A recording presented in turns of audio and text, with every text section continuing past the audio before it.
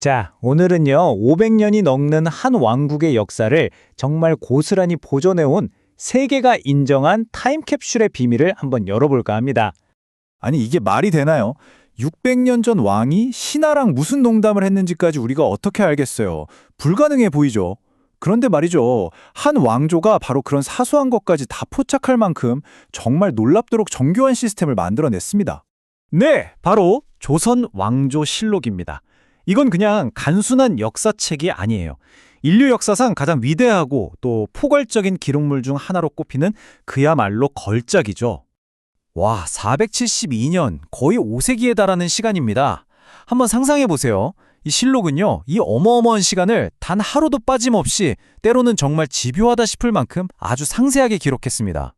그러니까 조선에 세운 첫 번째 왕 태조부터 근대 이전 마지막 왕인 철종까지 총 25명 왕의 시대가 이 안에 전부 담겨 있다는 거죠.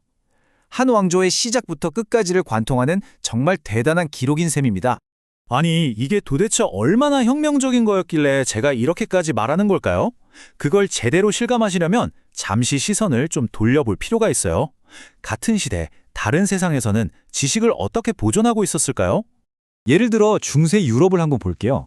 인쇄술이 막 보편화되기 전이었는데 이때 책 한 권을 만든다는 건요. 거의 한 사람 인생을 갈아 넣어야 할지도 모르는 어마어마한 프로젝트였습니다. 대부분의 지식은 수도원에 있었고요. 수도사들이 한 글자 한 글자 손으로 베꼈었어요. 시간도 엄청 걸리고 실수도 잦았겠죠. 재료도 비싸다 보니까 책이라는 건 정말 귀한 사치품이 될 수밖에 없었고 결국 이게 무슨 뜻이겠어요?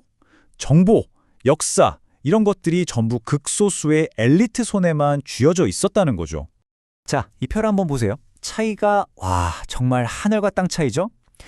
유럽이 소수의 인원이 수도원에서 수작업으로 지식을 이어갔다면 조선은 아예 국가가 나서서 금속활자 같은 당시의 첨단 기술까지 동원해서 체계적으로 역사를 편찬하고 관리하는 거대한 국가 프로젝트를 진행했던 겁니다. 아니 그럼 조선은 도대체 어떻게 이렇게 말도 안 되는 시스템을 만들어낼 수 있었을까요? 그 목적은 정말이지 명확했습니다.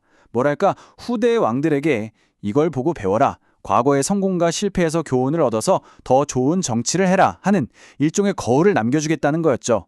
이게 그냥 뚝딱 만들어진 게 아니에요.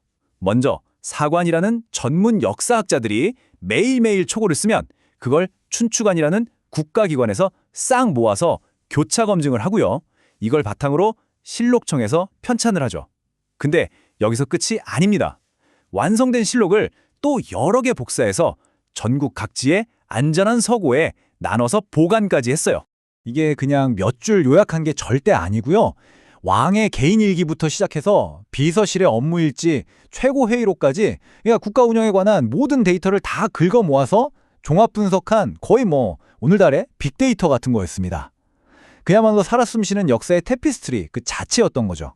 그리고 이 분산 보관, 이게 진짜 신의 한 수였어요.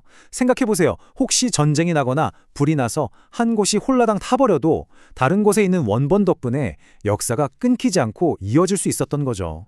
그런데요, 이 시스템에서 진짜 대단한 건 기록 내용이나 보관 방식이 아니었습니다. 바로 그 기록의 진실성, 이걸 지키려고 만든 그 누구도 깰 수 없었던 절대적인 원칙이었습니다.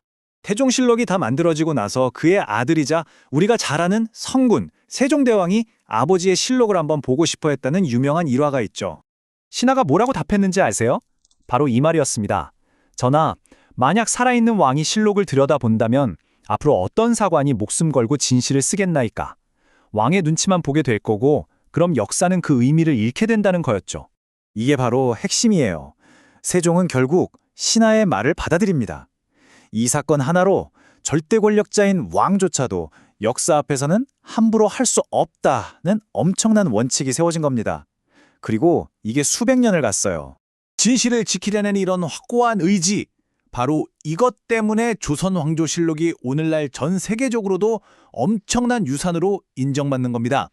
실록을 보면 알 수 있는 거죠. 아, 이 사회는 꾸밈없는 사실, 객관적인 기록이야말로 나라를 다스리는 가장 중요한 기본이다 라고 믿었구나. 그 높은 수준의 철학이 그대로 담겨 있는 증거예요. 그러니까 이게 우리한테 시사하는 바가 크죠? 진짜 역사를 지킨다는 건 그냥 뭔가를 받아 적는 걸로는 안 된다는 거예요.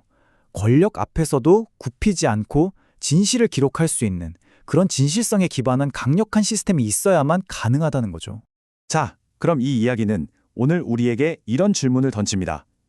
정보는 넘쳐나고 때로는 거짓 정보가 판을 치는 지금 이 시대, 우리 시대는 과연 어떻게 기록되고 있을까요?